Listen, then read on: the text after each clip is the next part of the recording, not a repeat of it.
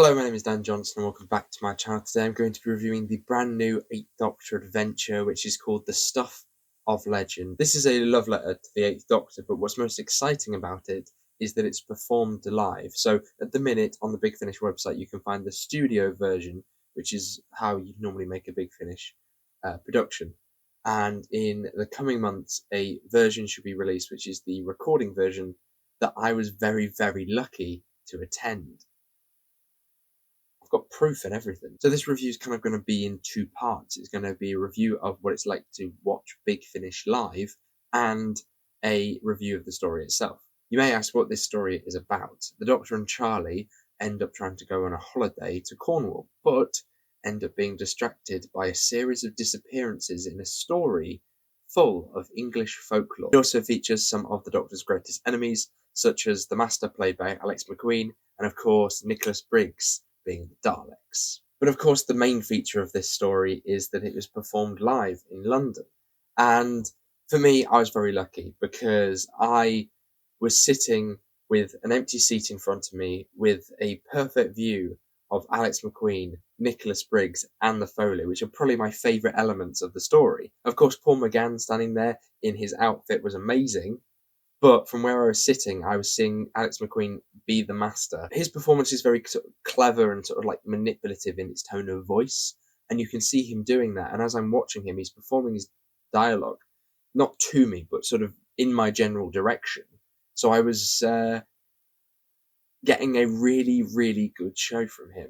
But I also had Nicholas Briggs doing the Dalek voice in real life, which is something not many people can say that they have seen, other than like the 4,000 people that saw it this weekend, as well as the Foley slash the ensemble of the episode, which was played by Gabriel Clark, who did an amazing job making all of the footprints, and constantly I saw him tapping things, details where the Doctor would touch the console, he'd make the sound effect of that, and for it to all be so rehearsed and beautifully choreographed. I mean, the whole thing, there is so many elements of rehearsal that's gone into this, where there is this beautiful sort of flow where they all know where they're going and where they need to be. I mean, they barely move. So the way it works is that they come out and they stand up to their microphones, and when it's their time to speak or when a scene that they're in, they stand up.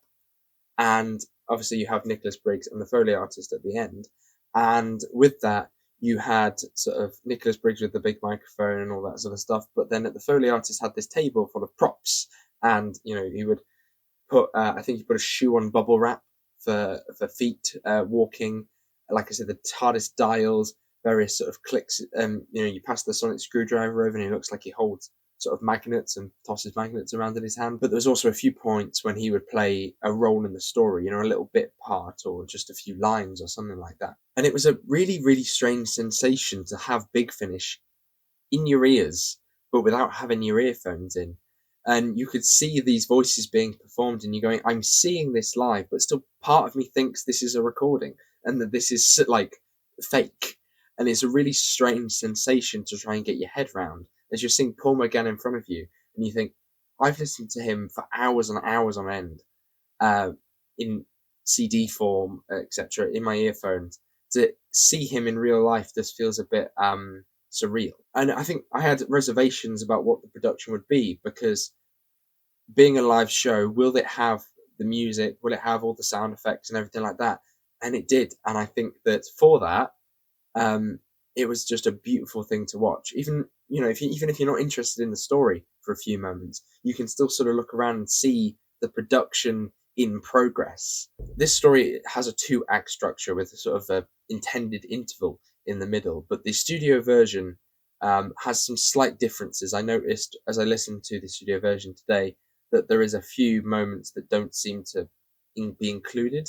Now, I may have just missed it. There is a joke with a cookie jar where the Master has a cookie, and it's sort of passed along down the line, which was quite funny. I mean, it's just a cookie exchanging hands, but I couldn't help but laugh. The story itself is really well written and well thought through, which I really appreciate. Time has been taken to think about what sort of stretches we can make this production do, and it's made the story really, really fun to watch, because that's something that you'd probably be concerned about is it still going to have the same effect if I am quite literally just watching a man in usual dress stand there performing these lines rather than sort of imagining these pictures. Is that going to hinder me? But no, because the effort has gone into it in terms of the production and the performance to make it work. You know, when characters shake hands, the actors may not shake hands with each other, but shake hands with the air. The dialogue itself flows really well, and you have Charlie delivering these lovely little sort of one-liners and little jokes. There's also a couple of little inside sort of jokes where if you know your Doctor Who knowledge, if you know your sort of facts and trivia and stuff, there's also some stuff that you can appreciate in that. There's also themes of folklore and even a few sort of emotionally resonant moments with these characters, because maybe because I'm standing there looking at them all, but there was something about these characters where I felt like they were very well distinguished in who they were. And there are a few sort of emotional beats that even sort of minor characters get.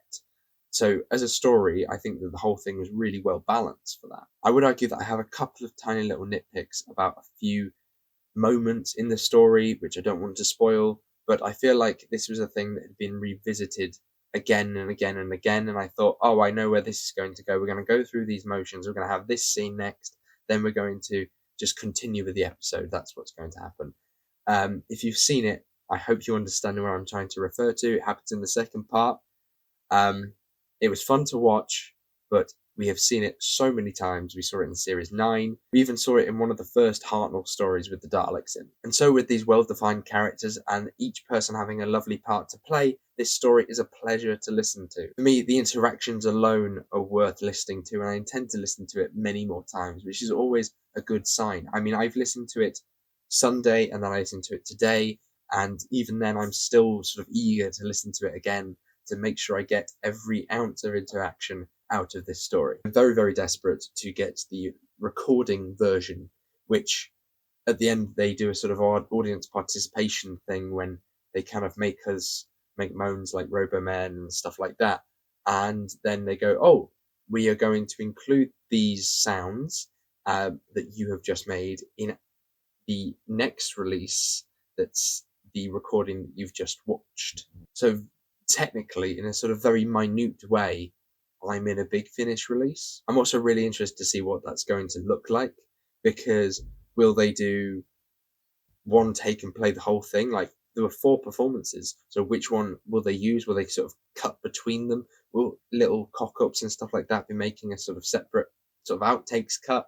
That would be really interesting to see.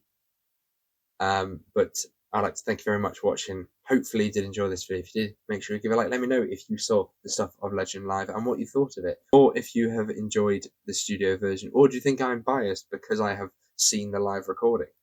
But I want to thank you very much for watching.